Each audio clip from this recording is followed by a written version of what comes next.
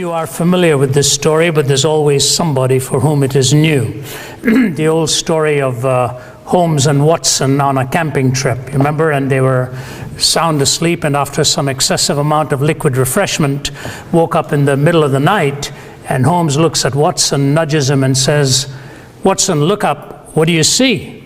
And Watson says, "I see stars and more stars." Holmes says, "What does that tell you, Watson?" He said, "Well, astronomically, it tells me that there are millions of galaxies and potentially billions of planets. Astrologically, it tells me that Saturn is in Leo. Orologically, it tells me that it's about 2:45 in the morning. Meteorologically, it tells me that tomorrow will probably be a beautiful day. Theologically, it tells me that this is a vast universe and we are just a tiny part of the great whole. Why, Holmes, what does it tell you?" He says, "Watson, you idiot, somebody has stolen our tent."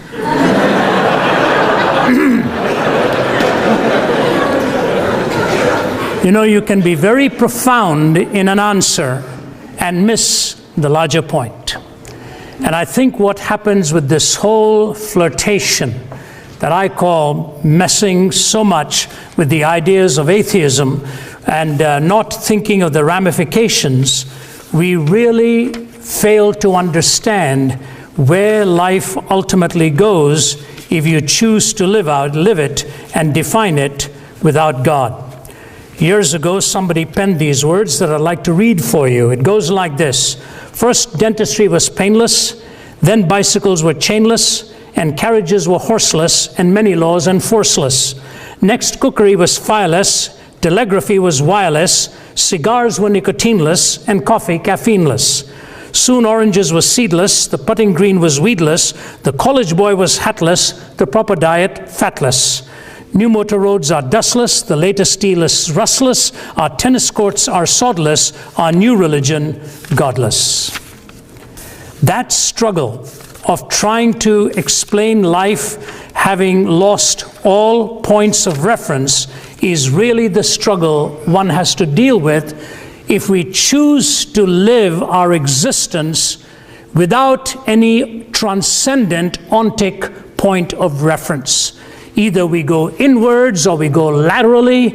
We find no point of testing what really defines the most critical questions of life. And to the credit of Friedrich Nietzsche, when he wrestled with the idea of the madman running into the marketplace and looking for God in his Thus Spake Zarathustra, one has to at least credit Nietzsche with the fact that he was dealing with the entailments of that kind of conclusion. His metaphors are poignant, and you'll begin to see what it is he's really asking once he himself philosophically is coming to that conclusion. Here's what he says about the madman. "Have you not heard of that madman who lit a lantern in the bright morning hours, ran to the marketplace and cried incessantly, 'I'm looking for God, I'm looking for God.' As many of those who did not believe in God were standing together there, he excited considerable laughter. 'Have you lost him then?' said one. 'Did he lose his way like a child?' said another. 'Or maybe he's hiding. Is he afraid of us? Has he gone on a voyage or emigrated?' So they shouted and laughed him to scorn. But the madman sprang into their midst and pierced them with his glances. 'Where is God?' he cried. 'I'll tell you. We have killed him. You and I, we're all his murderers. But how have we done this? How were we able to drink up the sea? Who gave us a sponge to wipe away the entire horizon? What did we do when we unchained this earth from its sun? Whither is it moving now? Whither are we moving now? Away from all suns? Are we not perpetually falling backwards, forwards, sidewards, in all directions? Is there any up or down left? Are we not straying through an infinite nothing? Do we not feel the breath of empty space? Has it not suddenly become colder? Is not more and more night coming on us all the time? Must not lanterns now have to be lit in the morning hours? Do we not hear anything yet of the noise of the grave diggers who are burying God? Do we not smell anything yet of God's decomposition? God is dead and he decomposes too, you know. God remains dead and we've killed him. How shall we, the murderer of all murderers, now compose ourselves? Because that which was holiest and mightiest of all that the world has ever possessed has bled to death under our knives. Who will wipe this blood from us? With what water can we purify ourselves? What festivals of atonement? What sacred games will we need to invent? Is not this the greatest of deeds, too great for us? Must we not ourselves now have to become God simply to seem worthy of what we have done? There's never been a greater deed, you know, and whoever shall be born after us for the sake of this deed shall be part of a higher history than all history hitherto. Here the madman fell silent and again regarded his listeners. They too were silent, and they stared at him in astonishment. At last he threw his lantern to the ground and broke and went out. I come too early, maybe. My time has not yet come. This tremendous event is still on its way, still traveling, and has not yet reached the ears of men. Lightning and thunder require time. The light of the stars requires time. Deeds require time, even after they are done, before they can be seen and heard. This deed is still more distant from them than the distant stars, and yet they have done it themselves. It has been related further that on the same day that the madman entered diverse churches, and there sang a requiem, Aeternam Deo. Let out and quieted, he is said to have retorted each time, what are these sepulchres now, if they are not the tombs and sepulchres of a dead God? I recall some years ago, and it's still during the Cold War in the 1980s, having to speak at the Center for Geopolitical Strategy in Moscow, and followed immediately after that at the Lenin Military Academy. It was as ice cold a situation, emotionally speaking, as you could imagine. I was literally put at a table and in front of a table and a chair all by myself, and the entire faculty circled the room there in their uniforms, and were going to quiz me for about 3 hours on this whole issue of theism vis-a-vis atheism. It was a nerve-wracking situation to be in, with their ice-cold stares and their pointed questions coming obviously in a very hostile way, giving all kinds of illustrations from their history. And I remember making the defense of theism there. And I'll never forget the statement made by the head of the institution. All of their great leaders, if you walked in, it's 8 stories above ground and 4 stories below ground. From Peter the Great all the way to Kutuzov the general and to their modern leaders, their pictures were on the wall. And my wife was with me and one of my colleagues. And as we were walking out, the head of the institution grabbed my hand and he looked at me, and I quote and tell you exactly what he said. He says, Mr. Zacharias, I'm afraid I think you are right, but it's very difficult to change after 70 years of believing a lie. I didn't put those words into his mouth, but he knew the ramifications of what happened when Stalin moved from a study in a seminary preparing for the ministry to an avowed disbelief in God, and after having eliminated 15 million of his own people, Svetlana testified, sustained by 2 or 3 historians since, and Svetlana before the BBC in an interview said this. Malcolm Muggeridge, the journalist who had interviewed her, personally told me this story while I was visiting him. He said, hunched over as an old man, he said, I'll never forget what Svetlana described in the death of her father. As she stood by his bedside, the last thing that Joseph Stalin did, the last physical act, was to clench his fist towards the heavens one more time, threw his head back on the pillow, and he was gone. He'd lived a life with the ramifications of having wiped away the horizon, needing a lantern to be lit in the morning hours, sacred games that he tried to invent. Who gave us such power to do this? Who will wipe the blood from the knives that we have used, philosophically speaking? Atheism is flirting with the same dangers. To his credit, and I quote David Berlinski, a skeptic himself, who quoted Richard Dawkins in an interview and gave him credit for an answer. When Dawkins was asked if he would really want to live with the metaphysical, moral ramifications of the Darwinian worldview. Dawkins was asked this question, and Berlinski quotes him. Dawkins says, no. And he was asked why. He said the end result could be fascism. This was Dawkins. Now, Dawkins doesn't necessarily, of course, believe that there's no point of reference for good and bad and whatever, but when pushed on the whole issue of a Darwinian metaphysic extrapolated into the value system, he said, no, the logical outworking could be fascism itself.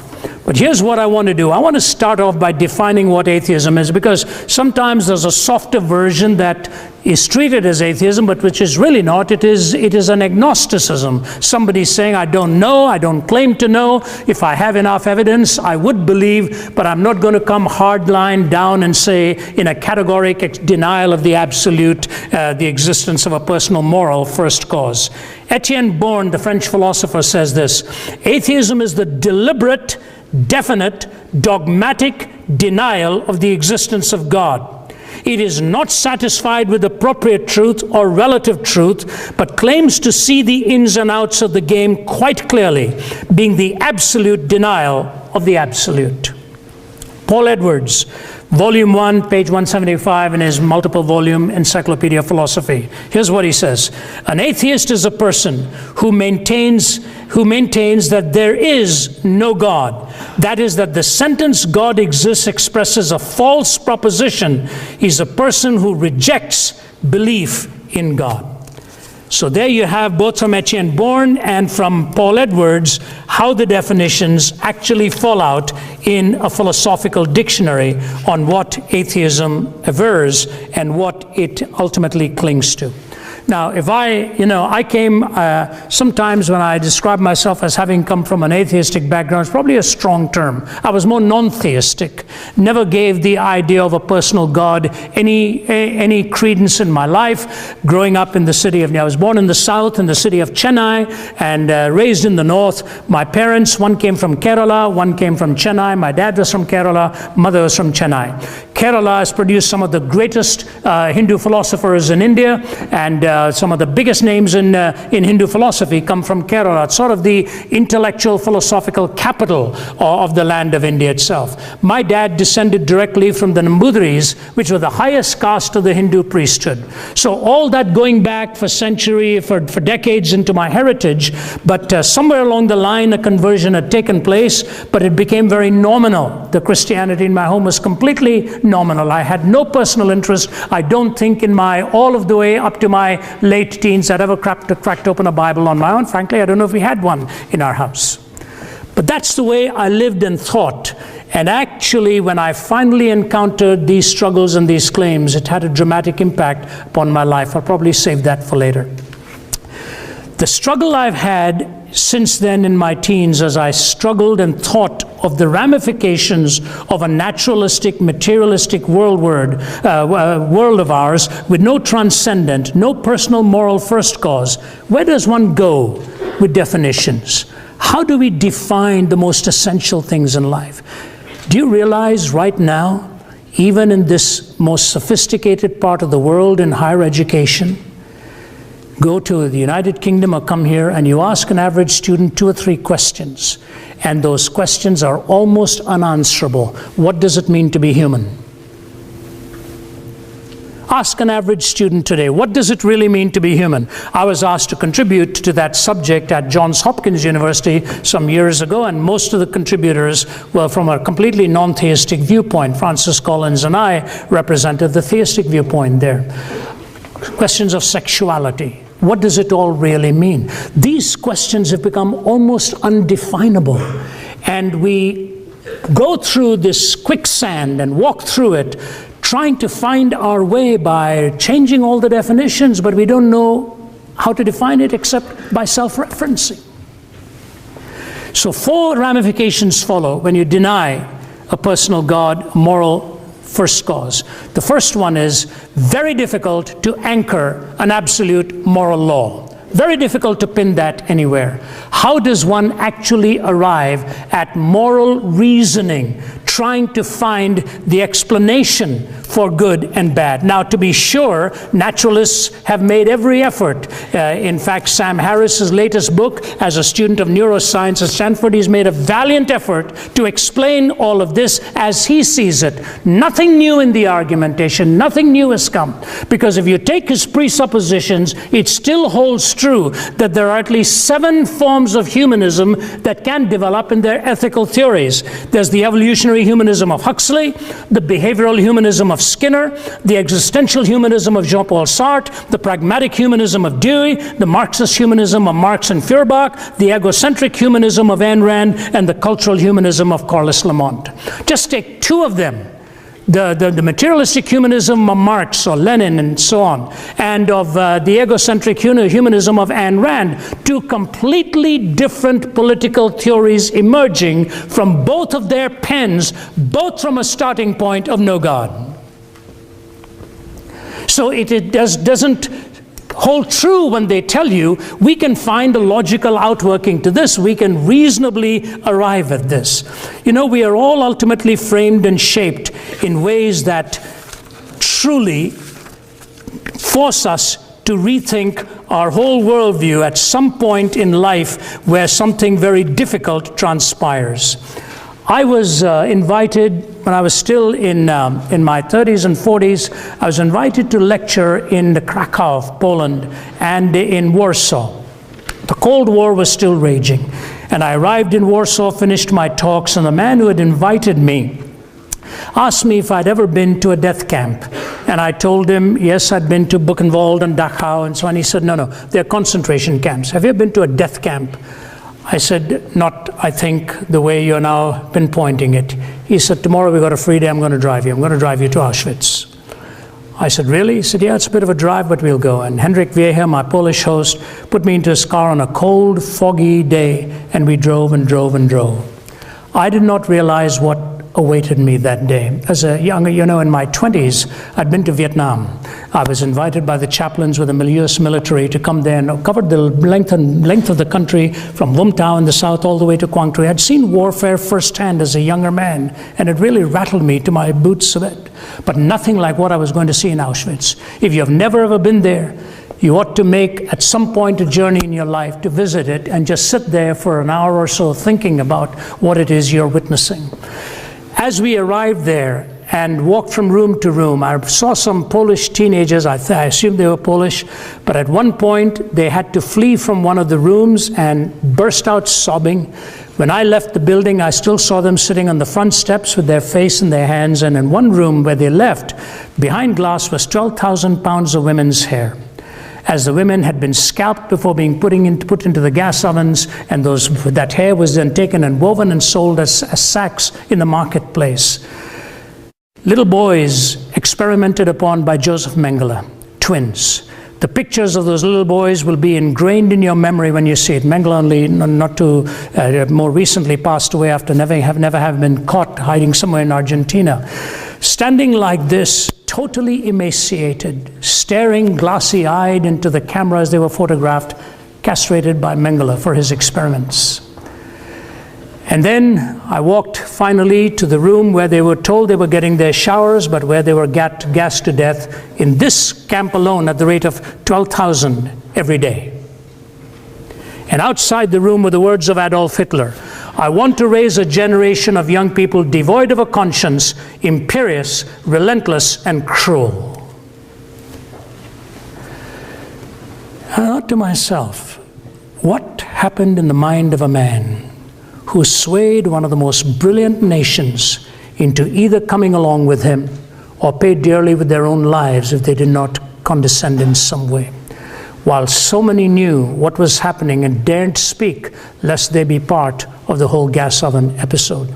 In today's newspaper, in the Daily Mail in London, there's a critique given of a new book by a professor from King's College who's written a book called The Dictators. And he has covered in one chapter Hitler and another chapter Stalin. And he has clearly delineated, so forget all this stuff that you'll sometimes hear from atheistic philosophers. Christopher Hitchens was one of them. And what this writer refers to Hitchens and Dawkins and some of the others as sort of doing cartwheels on the head of a pin, trying to prove their point. That Hitler was a Christian, that Hitler was a God-fearing man. Read the specific statements in this latest book called The Dictator of what Hitler's goal was all about, what his view was on the Christian faith. In fact, Hannah Arendt, who describes the last walk of Adolf Eichmann as he was going to his execution. Hannah Arendt, if I'm not mistaken, was I think wedded to, or certainly the mistress of Martin Heidegger, the German philosopher, who did not know how to exactly come down on the Holocaust himself. But here's Hannah Arendt writing in her book on Adolf Eichmann. Listen to this last paragraph. Adolf Eichmann went to the gallows with great dignity. He had asked for a bottle of red wine and drunk half of it. He refused the help of the Protestant minister, the Reverend William Hull, who offered to read the Bible with him. He had only 2 more hours to live and therefore, quote, no time to waste for me, he said. He walked the 50 yards from his cell to the execution chamber, calm and erect, with his hands bound behind him. When the guards tied his ankles and knees, he asked them to loosen the bonds so that he could stand more straight. I don't need that, he said. When the black hood was offered him, he was in complete command of himself. Nay, he was more. He was really completely himself. Nothing could have demonstrated this more convincingly than the grotesque silliness of his last words. He began emphatically by stating that he was no believer in God, to express the common phrase that he was no Christian and did not believe in life after death. But then he proceeded, after a short while, gentlemen, we shall all meet again. Such is the fate of all men. Long live Germany, long live Argentina, long live Austria. I shall not forget them. In the face of death, he had found the cliche used in funeral oratory. Under the gallows, his memory played him the last trick. He was elated, and he forgot that really this was his own funeral. It was as though in those last minutes, he was summing up the lesson that this long course in human wickedness has taught us, the lesson of the fearsome, word and thought defying banality of evil. The trivialization of evil. That's exactly what happens when you do away with a moral point of reference and a sacred definition of human essence. You desacralize life, and all of this becomes nothing more than political game playing. And that's why Richard Rorty, who had no critique to offer the Holocaust, except that I find it revolting, says this: if moral imperatives are not commanded by God's will, and if they are not in some sense absolute, then what ought to be is a matter simply of what any one of us decides should be. There is no other source of judgment. Kai Nielsen, the Canadian atheist. The thing that troubles me is this: we have not been able to show that reason, notice what he's saying, that reason requires the moral point of view. He's not talking about pragmatism. He's talking about rationality now. Requires the moral point of view. Or that really rational persons, unhoodwinked by myth or ideology, need not be individual egoists or classical amoralists. Reason really doesn't decide here. The picture I've painted for you is not a pleasant one. Reflection on this depresses me. Pure practical reason, even with a good knowledge of the facts, will not take you to morality. And then a footnote by Bertrand Russell. He says, you know, I cannot live as though ethical values are simply a matter of my personal taste, and therefore I have found my own views actually quite incredible. I don't know what the answer is. Pretty grim stuff. And so if you ask me, what happens when we abandon God and move away to self-referencing moral reasoning? I like reading the poets. I like listening to the lyrics of songwriters, because they are sometimes much more poignant in admitting reality than abstract philosophers might do. Here's one of the rock groups, King Crimson, years ago. Cat's Foot, Iron Claw, Neurosurgeons, Scream for More, From Paranoia's Poison Door, 21st Century Schizoid Man. Blood Rack, Barbed Wire, Politician's Funeral Pyre, Innocents Raped with Napalm Fire, 21st Century Schizoid Man. Death's seed, blind man's greed, poet's starving, children bleed, nothing he's got he really needs, 21st century schizoid man. The walls on which the prophets wrote is cracking at the seams. Upon the instruments of death the sunlight brightly gleams. Will no one lay the laurel wreath as silence drowns the screams? Between the iron gates of fate the seeds of time are sown and watered by the deeds of those who know and who are known. Knowledge is a deadly friend when no one sets the rules. The fate of all mankind I see is in the hands of fools. Confusion will be my epitaph as I crawl a cracked and broken path. If we make it, we can all sit back and laugh, but I'm afraid tomorrow I'll be crying. Songwriters, my study of the romantic poets, lyricists, poets, you saw what they were saying in reality because they connected this with this, the head with the heart, and the entailments that follow. Why am I not an atheist? I simply cannot find a rationally defensible way for moral reasoning. And the fact of the matter is, we are at our core moral beings. Those who deny God's existence, what do they invoke? Too much of evil and suffering. On what basis? How do they even arrive at that moral reasoning? Number two, the question of meaning. How do we arrive at the reality of meaning? What meaning do we really attribute to life? Are we entitled to our own definition of meaning? Or like the myth of Sisyphus, do we roll the stone up the hill and watch that row of stone rolling down again, monotony, and do this each day? You know, I live in a condominium in Atlanta, and just opposite our apartment there is a little playground for dogs, and every morning 6 or 6:30 they're all out with their dogs, and somebody comes, throws the ball, the dog runs, picks it up, brings it back.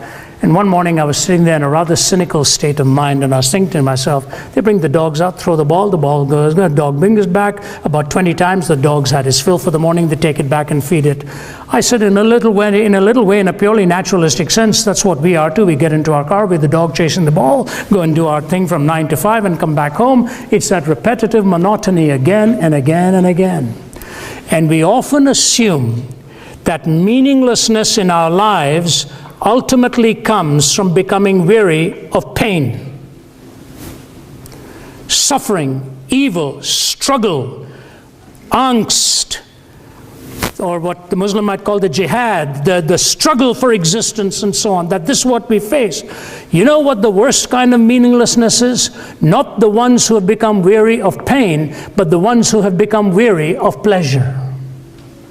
That is the ultimate kind of meaninglessness that is most painful.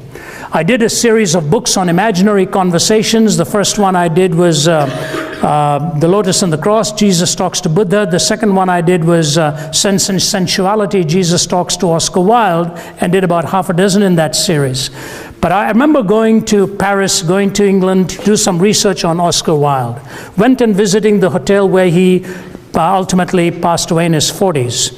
And Oscar Wilde, this father of dandyism, as it were, enjoying that unfettered life, I find fascinating two things that he really, actually with three when you think about it.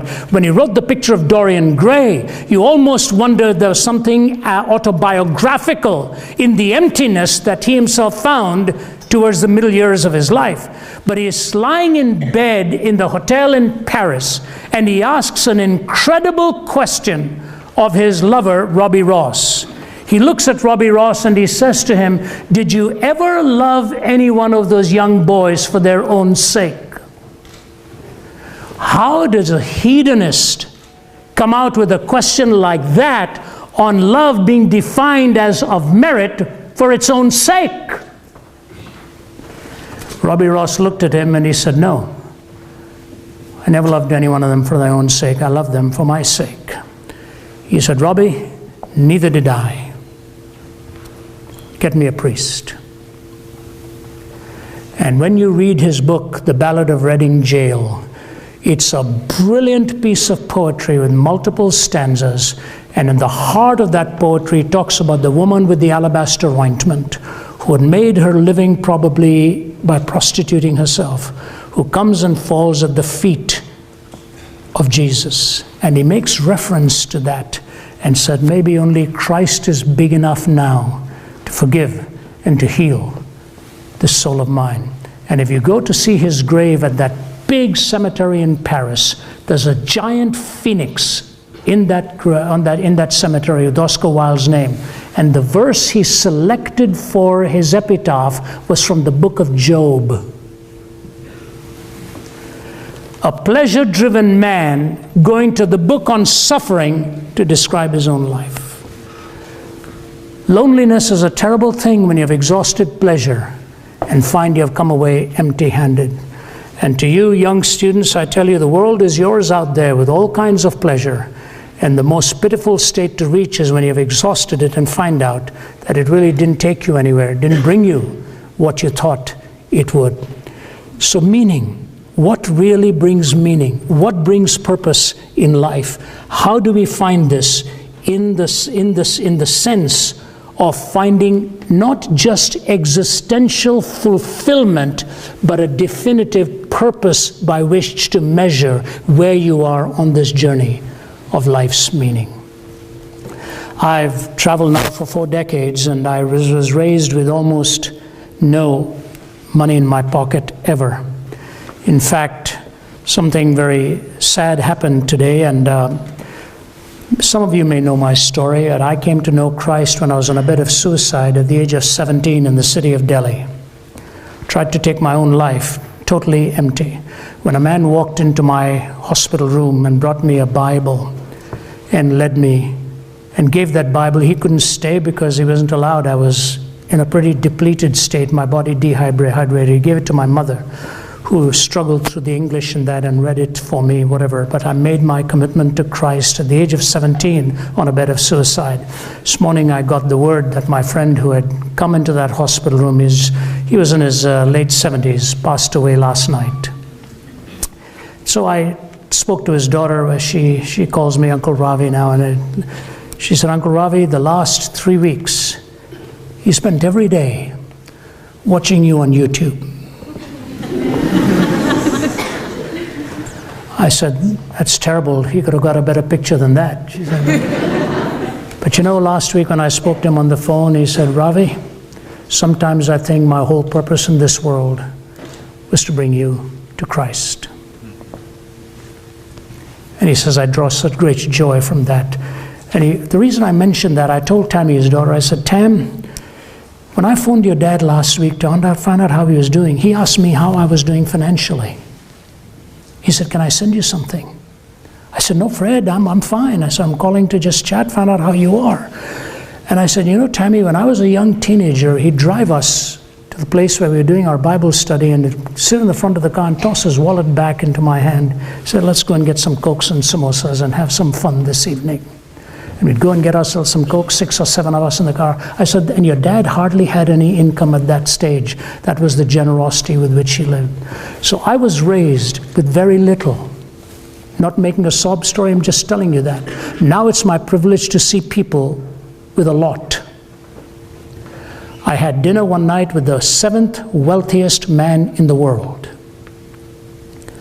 I asked him, whatever brought you to inviting me to come and speak to your staff? He said, a little while ago, I phoned my wife from the 70th floor or something of my building, and I told her, I'm a very lonely man. She said, so am I. He said, what do we do? She said, I don't know, but there's a church opposite one of the apartment buildings we own. Maybe we should go there, then we won't have to pay for parking.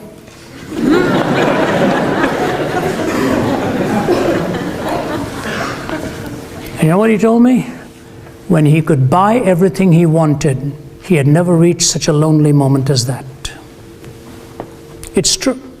So think about it. What really brings life meaning? No moral point of reference, no meaning. Thirdly, quickly, there is no hope. Death becomes the end. And for all of those who want moral reasoning, I ask you, if death is the end, when that moment comes, there's ultimately no difference between a Mother Teresa and an Adolf Hitler.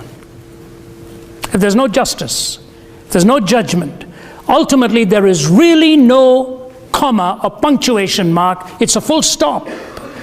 How does one really hold to a worldview where such are the ramifications of huge differences in lifestyles and values and ethics.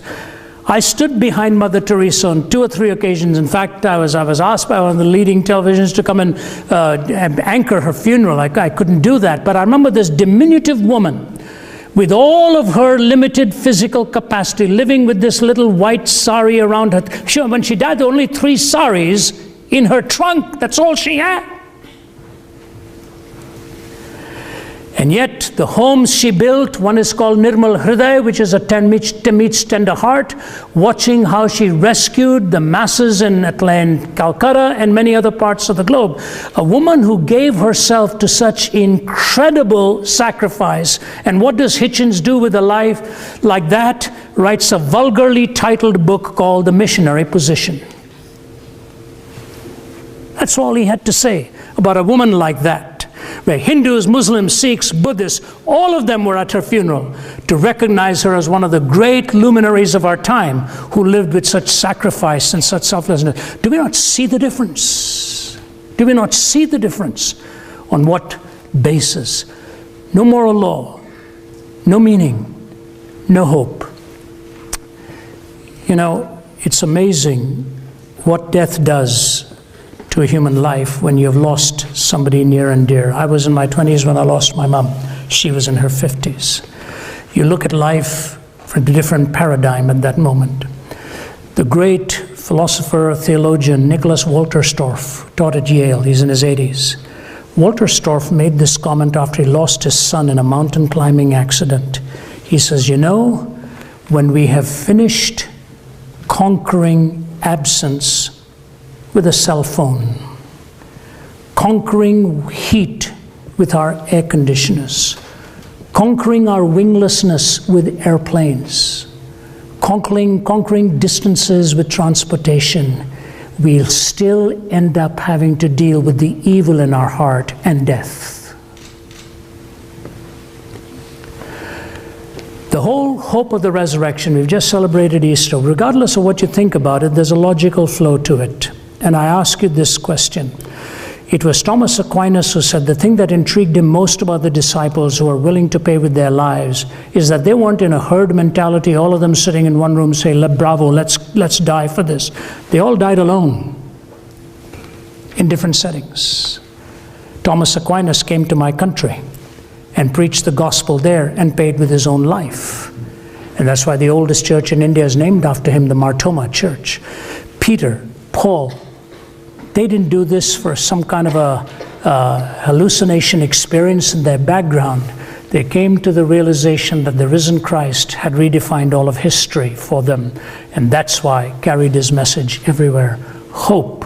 Hope beyond the grave. Hope for now.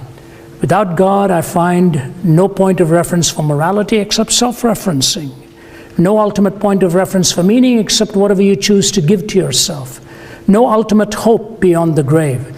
And finally, if one is wrong in all of these choices, then you say to yourself, what is the recovery line?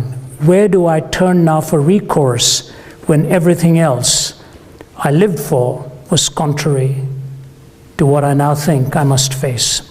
That's why Jean-Paul Sartre found himself literally on his deathbed saying, I found my philosophy unlivable. And his mistress standing by his bedside said he's losing his mind. Maybe for the first time then he really found it. Some of you may know the great name of Francis Schaeffer. He was a great philosopher in the Christian world in the 60s, 70s, and 80s. I had the privilege of just meeting him once. His son, who went as Frankie Schaeffer, now as Frank Schaeffer, turned his back upon all this belief, turned his back upon it, and wrote some pretty bitter books against the Christian faith, the evangelical faith, and all of that about his father. It's pretty nasty stuff that he got into by his own recognition. His mother, at the age of 98, passed away this week. In the Huffington Post, he's written a tribute to his mother. If you haven't read it, read it. He talks about his mom, who loved him unconditionally, even in the days where he was writing profane stuff. got into a relationship, had an illegitimate child. He said, my mother was always there, loving me unconditionally. She introduced me to the great musicians, to the great artists, to the great writers, and he goes through the list many times there. And he said, I spoke to her last week, and he goes through his relationship, how she loved him. He said, now I'm a grandfather, married with my children and their children. And he ends his tribute to his mother with these incredible words. He says, Mom, you won. I believe.